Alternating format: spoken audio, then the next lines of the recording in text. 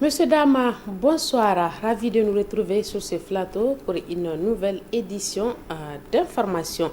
Dans les toutes prochaines heures, notre pays va renouer avec le processus électoral des Nigériens de l'extérieur. À cette occasion, le président de la CENI a livré un message à l'endroit de la diaspora pour la réussite du processus. Sidi Kwaruna pour le reportage.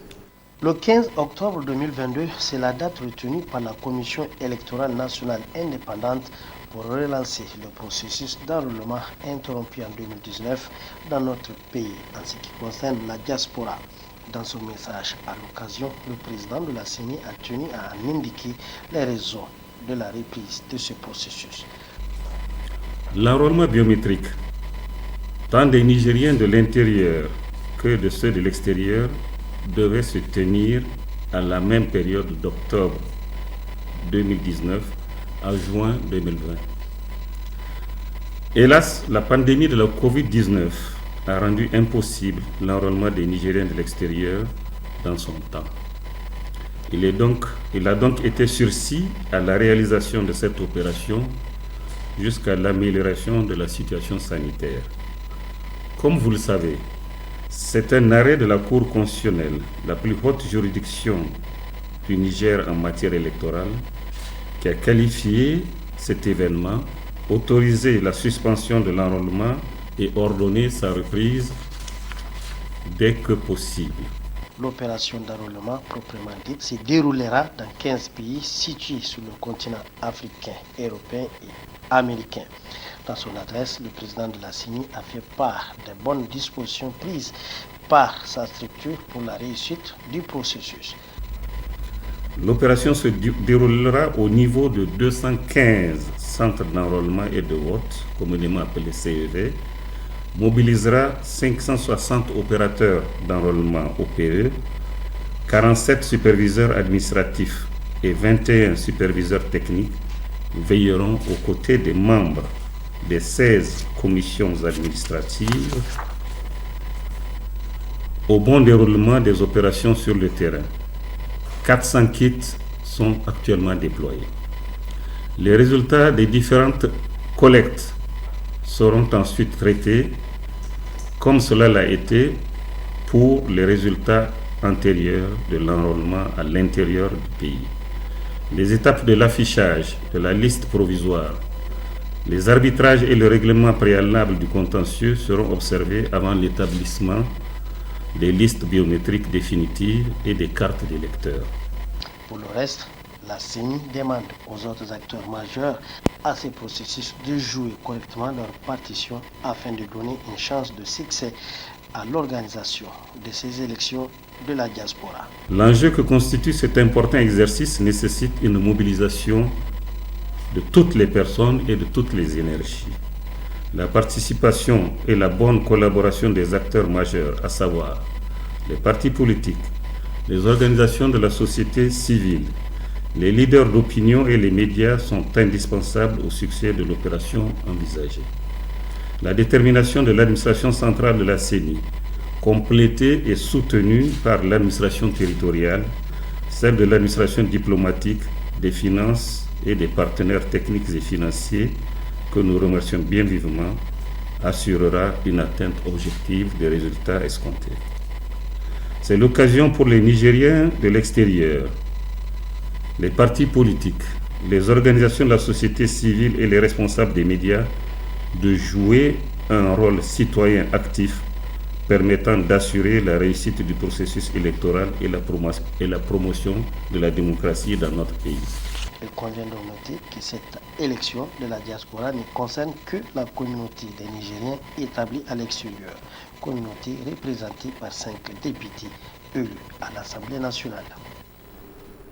Dans le cadre des préparatifs du 17e sommet des chefs d'État et du gouvernement de l'Union africaine sur l'industrialisation et la diversification économique en Afrique et la session ordinaire de la ZLECAf qu'accueillera le Niger le 25 novembre prochain, le ministère en charge du tourisme et l'ANEC ont rencontré les professionnalistes du tourisme et de l'hôtellerie et les responsables de la ville de Niamey. Compte rendu, Youssouf Haïdara et Maman Siraj Nassirou.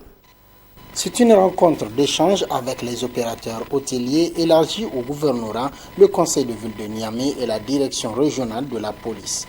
Elle vise à faire part aux participants de la rencontre des besoins et attentes de l'ANEC et le ministère de la Culture et du Tourisme au sujet des deux grands événements internationaux que le Niger accueillera en novembre prochain, à savoir la conférence sur l'industrialisation et la diversification économique et la conférence du ZLACAF. Nous avons voulu aujourd'hui, dans le cadre du déroulement des événements-là, réunir l'ensemble des opérateurs hôteliers de la ville de Niamey pour discuter avec eux sur le dispositif à mettre en place en vue d'assurer l'hébergement de nos hôtes. Vous savez que l'hébergement constitue un gros défi dans ce type d'événements. C'est des événements internationaux pour lesquels nous attendons environ autour de 3000 personnes, dont une cinquantaine de chefs d'État et de gouvernement. Cela nécessite de mettre en place un dispositif d'hébergement assez professionnel. C'est pour ça que nous avons voulu échanger avec les différents acteurs ce matin-là pour leur dire que voilà les attentes du gouvernement là, que les chambres soient disponibles, que la qualité des services soit au rendez-vous, mais surtout que toutes les retours soient apportés pour que les installations et les équipements soient également au niveau des standards internationaux afin que le séjour de nos hôtes se passe dans de bonnes conditions. À partir de la semaine prochaine jusqu'au 31 décembre, nous avons à peu près 14 événements internationaux que Niamey va accueillir, pour lesquels il y a plus de 6000 personnes à héberger. Là également, nous avons donné toutes les informations nécessaires avec le calendrier, de manière à ce qu'ils puissent prendre les dispositions nécessaires et mettre en place une organisation de nature à assurer le succès des événements-là. Plus de 3000 participants sont attendus à ces deux grands événements. Les opérateurs hôteliers, les autorités de la région et celles de la ville de Niamey ont pris des engagements pour en faire un grand succès, assure le directeur général de l'ANEC. Toutes ces autorités-là se sont engagées à ce que cet événement-là soit une réussite, se sont engagées à s'impliquer personnellement. Et les autorités que nous avons ici se sont également engagées pour que cet événement voulu par le président de la République soit donc un succès pour le Niger. Le président de la République s'est engagé à faire de Niger une destination préférée pour les événements internationaux, à donner plus de visibilité. Tous les Nigériens doivent l'accompagner pour que cette vision soit une réalité. Cette rencontre, initiée par l'ANEC et le ministère de la Culture et du Tourisme avec les opérateurs hôteliers ainsi que les autorités de la région de Niamey, fait suite à une première rencontre tenue avec les opérateurs économiques. Lancement officiel ce matin de l'opération Koutougou par le secrétaire général du ministère de la Santé publique au centre de santé intégré Madina. Cette opération vise à faire un rattrapage de vaccination aux enfants. Compte rendu, Suleiman Ousmane et Mamadou Jori. Administrer 2 gouttes de vaccin aux premiers enfants cibles ici au CSA de Madina, c'est l'exercice que le secrétaire général du ministère de la Santé publique et les partenaires se sont donnés en cette matinée du vendredi 14 octobre 2022, marquant ainsi le lancement officiel de l'opération Koutougou. Partenaire du Niger dans le domaine de la santé, l'Alliance du vaccin Gavi, à travers son représentant, a salué l'initiative et réaffirmé leur accompagnement aux côtés du Niger. Je suis vraiment très heureux de vous confirmer que l'Alliance Gavi s'associe fortement à cette initiative du ministère de la Santé en apportant un financement de 7 milliards de francs CFA pour cette opération. Je suis persuadé qu'avec le soutien de vous tous, avec les mamans relais, avec les organisations de la société civile, avec les cadres du ministère de la Santé, mais aussi, bien sûr et avant tout, les agents de première ligne dans les centres de santé, on va être capable d'atteindre tous ces enfants. Il n'est plus acceptable qu'encore 2 enfants sur 10 ne soient pas vaccinés au Niger, et nous associons pleinement à l'ambition des autorités de porter cette proportion à 90% d'ici 2027, et nous l'espérons avec l'opération Koutougou, peut-être même d'accélérer encore ce calendrier. Les autorités de Niamey et sanitaires ont, dans leur intervention, salué les efforts de l'État et des partenaires dans le cadre de la campagne de vaccination afin d'atteindre l'objectif Ensemble pour zéro enfant, zéro dose au Niger. Au cours de cette opération, des équipes de vaccination vont sillonner les quartiers de Niamey et de faire du porte-à-porte au niveau de la commune Niamey 3 afin de vacciner chaque enfant.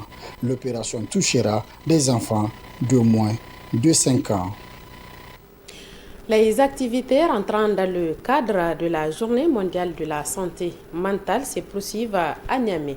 Ce matin, les organisations du système des Nations Unies qui accompagnent le Niger dans le secteur de la santé ont organisé une table ronde de plaidoyer en faveur du financement dans le domaine. Compte rendu, Boubacar Amadou et Likoga. Selon le ministère en charge de la santé publique, près d'1 milliard de personnes souffrent de santé mentale.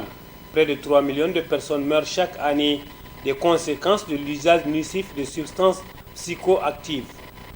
Malgré ce tableau sombre, la santé mentale est l'un des domaines les moins financés dans le secteur de la santé publique dans les pays à revenus faibles et intermédiaires.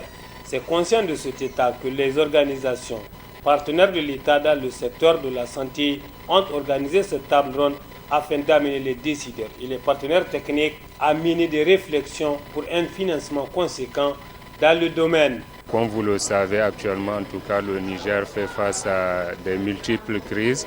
Et dans ces contextes, c'est clair que les besoins, en tout cas, dans ce secteur, sont importants et urgents. Comme défi que nous rencontrons actuellement, c'est vraiment des défis liés souvent, si on peut dire, les demandes qui sont souvent supérieures à l'offre. C'est aussi en tout cas l'arrêt des financements des projets et des programmes dans ce secteur. Et enfin, c'est aussi souvent les restrictions d'accès dans les zones d'intervention. Concrètement, l'objectif, c'est vraiment que, comme on l'a dit, les bailleurs puissent en tout cas financer davantage, que ce soit le programme national de la santé mentale, que ce soit des organisations humanitaires aussi qui interviennent dans ce domaine. C'est ça vraiment l'objectif qui est visé à travers cette table ronde. Cette table ronde rentre dans le cadre de la commémoration de la Journée mondiale de la santé mentale célébrée le 10 octobre dernier. Une occasion de s'unir au niveau national pour une attention particulière à la santé mentale et de plaider en faveur du financement dans le domaine. Cette journée de plaidoyer en faveur du financement de la santé mentale est bien une occasion de s'engager. C'est pourquoi j'exhorte l'ensemble des partenaires au développement, représentations diplomatiques et institutions étatiques de s'engager à soutenir les efforts du ministère de la Santé publique, de la population et des affaires sociales pour un financement conséquent de la santé mentale. Agissez pour cette cause noble pour contribuer à rendre l'aide et les soins accessibles à tous. Ce faisant, cela contribuera à mettre sur pied un système de santé mentale adapté, viable et efficace pour le bien-être de nos populations. Plusieurs communications en présentiel comme en visioconférence seront au menu de cette table ronde. L'urgence humanitaire et santé mentale, pour ne citer que cela. Elles sont nombreuses, les vendeuses de nourriture dans les rues et les établissements scolaires de la capitale. Une de nos équipes s'est intéressée à ce sujet à l'occasion de la Journée mondiale de l'alimentation. Suivez le reportage de Samira Issamega et Omar Boukari. Il est 9h, l'heure du petit déjeuner. Hamidou est assise à savourer son plat qu'il a commandé chez Khadija. Je viens manger chez elle parce que sa nourriture est bonne et saine. Âgée de 32 ans, Khadija est vendeuse de nourriture au bord de la route, au quartier Collège Mariama. Plusieurs thermos contenant de différents mets sont hermétiquement fermés. Je vends plusieurs sortes de mets, riz, pâtes, igname, etc. Et Dieu merci, les clients sont fréquents. Tout à côté, il y a Meya. Meya Elle propose de la bouillie et des galettes. Les clients assis sur un banc attendent d'être servis et de l'autre côté, la petite de Meya s'occupe de nettoyer les bols dans lesquels sera servi les plats. Ma bouillie est protégée par un plastique contre les mouches et la poussière, mais aussi pour protéger la santé de mes clients. C'est quand la personne s'est préparée qu'elle a beaucoup de clients. Pour le cas de Maya, j'ai confiance en elle et en ce qu'elle prépare. C'est pourquoi je suis régulier chez elle. Comparé à Meya et Khadija qui exercent leurs activités au bord de la route, Haja Essa et ses camarades sont également vendeuses de nourriture. Mais ici, les clients sont des jeunes scolaires. Les élèves sortent tôt pour venir à l'école et nous sommes là pour veiller à ce qu'ils mangent de la nourriture saine pour qu'ils puissent bien être en forme et suivre les cours le ventre plein.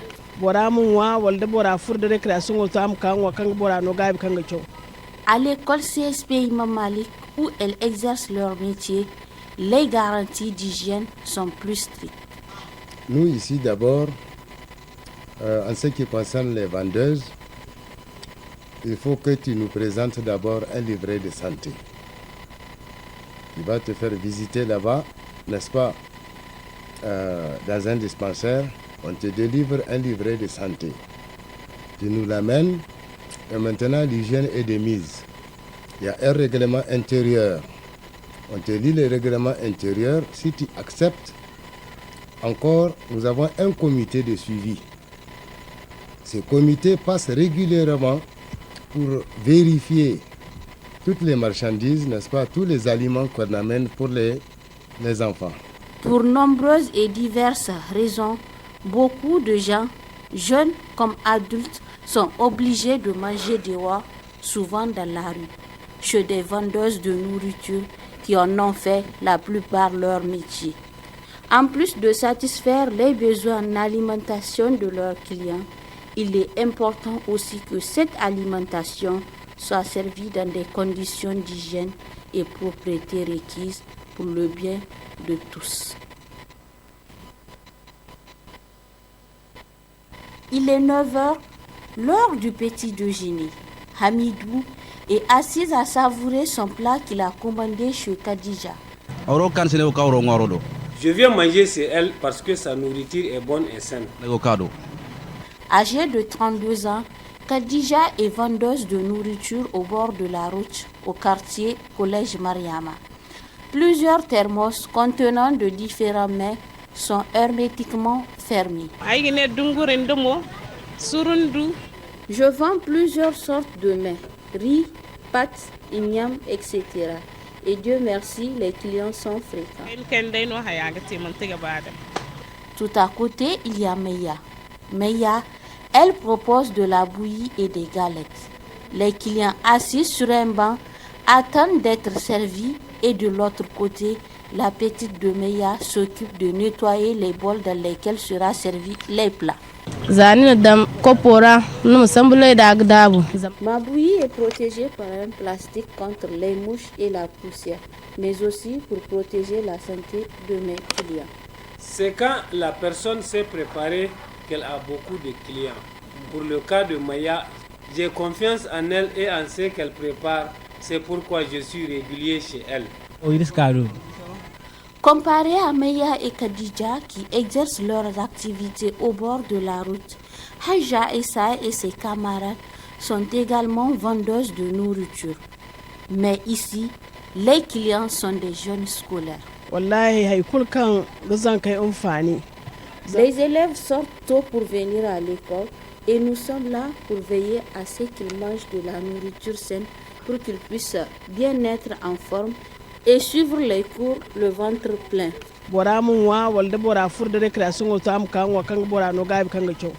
À l'école CSP Imam Malik où elles exercent leur métier, les garanties d'hygiène sont plus strictes. Nous ici d'abord, en ce qui concerne les vendeuses, il faut que tu nous présentes d'abord un livret de santé.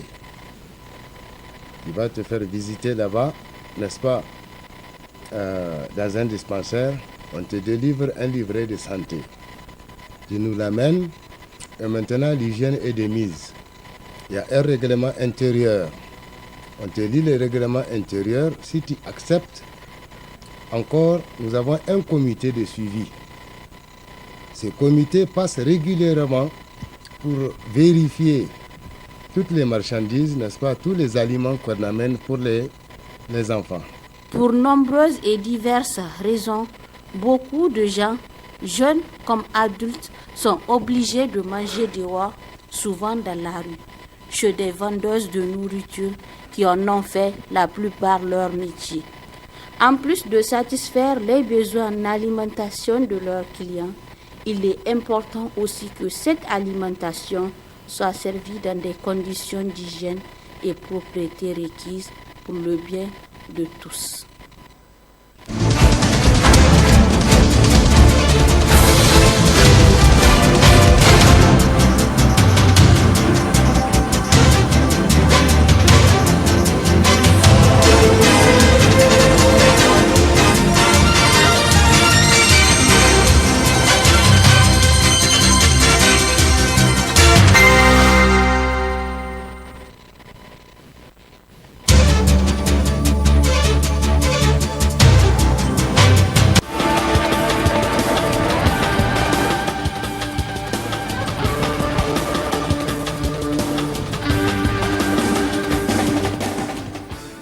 Monsieur, dames, bonsoir, bienvenue dans cette rubrique de chaque semaine avec Abdelaziz Mamadou, la page des sports.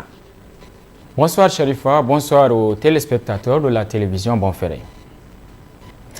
L'équipe nationale de taekwondo, para et pirogue en déplacement à Dakar et Accra dans le cadre des préparatifs de l'Open International G2 et le Grand Prix de Manchester. Du 15 au 17 octobre prochain, l'équipe nationale de taekwondo prendra part à l'Open International G2 de Dakar au Sénégal. L'équipe est composée de Mama Mansour Chipkaou, 68 kg, Aboubakar Mangui Gaya, 74 kg, Mama Mansour Aboubakar, moins de 54 kg, et Seydou Seini, moins de 58 kg. Le coach Aliou Badra et Abdul Aziz Siré, fait office de technicien, accompagnent cette équipe. De l'autre côté, l'équipe para et Kirogi se trouve à Accra en attente de visa pour continuer sur Manchester pour le Grand Prix en taekwondo, sport réservé aux 30 meilleurs athlètes par catégorie.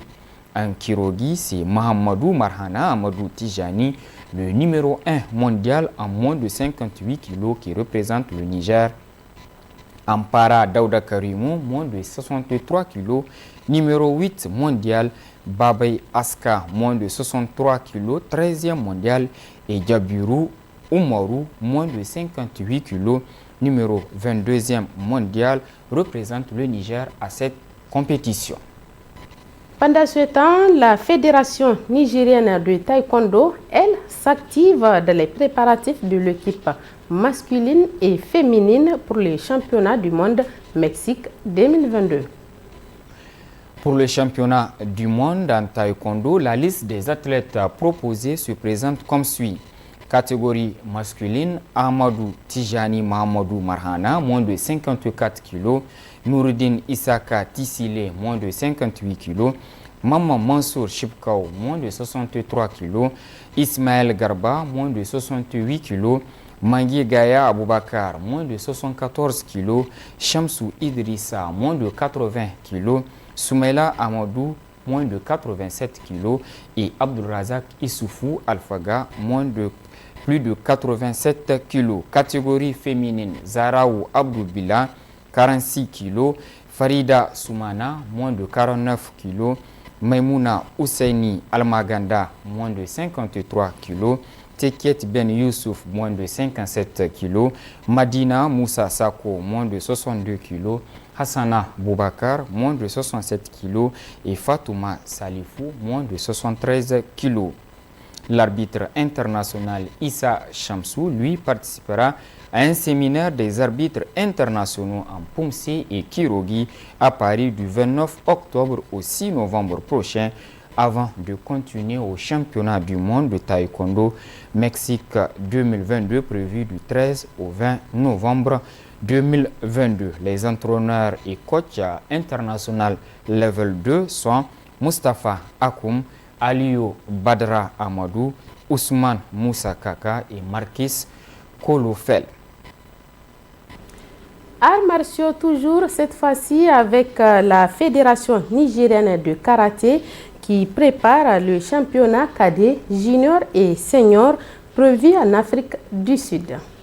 Le championnat national des clubs organisé il y a quelques semaines à Zander a permis à la Fédération nigérienne de karaté de retenir les athlètes qui vont défendre les couleurs du pays dans 3 catégories au championnat d'Afrique cadet, junior et senior prévu à Durban en Afrique du Sud. L'équipe est à pied d'œuvre et s'entraîne matin et soir au Palais des Sports de Niamey pour la circonstance avant la mise au vert prévue dans 2 semaines. L'équipe sera constituée de 3 athlètes cadets, 3 athlètes juniors et 2 athlètes seniors. Au total, la Fédération nigérienne de karaté compte inscrire une dizaine si les moyens suivent. Le championnat d'Afrique est prévu du 28 novembre au 4 décembre prochain à Durban. Le directeur technique national Issoufou Labo et le sélectionneur Abdelkarim Issaka s'activent à rendre l'équipe nationale de karaté plus performante afin qu'elle soit au top pour la compétition. Et puis, en football, toujours pas de calendrier de reprise de la Super League, mais le tournoi de mise en jambe de la Ligue de Niamey, lui, se poursuit normalement. La Coupe du président de la Ligue de football de Niamey est dans sa phase retour au programme le lundi 17 octobre, Liberté FC Olympique FC, le mardi 18 octobre, AS Garde Nationale Sahel Sporting Club, vendredi 21 octobre, AS Garde Nationale Liberté FC, lundi 24 octobre, Sahel Sporting Club Olympique FC, samedi 29 octobre, AS Garde Nationale Olympique Football Club et dimanche 30 octobre, Liberté FC recevra le Sahel Sporting Club. Pendant ce temps, l'AS Nigelec, de son côté, continue son parcours en Ligue des champions africaine. L'AS Douane, qui a aussi participé à la Coupe CAF, poursuit les préparatifs à sa manière. L'AS Fan et l'AS Police, pareil pour ces 2 clubs qui ont élaboré leur planning de préparation. L'Union sportive de la Gendarmerie nationale poursuit sa préparation à Tillabéri avant de revenir à Niamey pour achever le reste du travail. À l'intérieur du pays, Espoir FC, Jean Gorzo FC, Urana FC, Akokana FC et JST font pareil dans le cadre des préparatifs de la Super League. Le seul souci est que le calendrier annoncé pour la reprise de la Super League au week-end du 21 octobre ne sera pas respecté. Le championnat qui reprenait au mois d'octobre, il y a de cela 3 saisons, risque en tout cas de ne pas se faire cette année. On attend toujours le calendrier et cela n'avantage pas du tout l'équipe Chan qui n'aura qu'un petit temps pour les joueurs locaux d'avoir quelques matchs en jambes. Espérons que la commission centrale des compétitions de la Fédération nigérienne de football va s'activer et sortir le calendrier pour une reprise de la Super League de football au mois de novembre prochain. C'est la fin de cette édition, Monsieur Dama. Merci de nous avoir suivis. Le programme continue sur Bonferré Télévision. Bonne soirée à tous. Au revoir.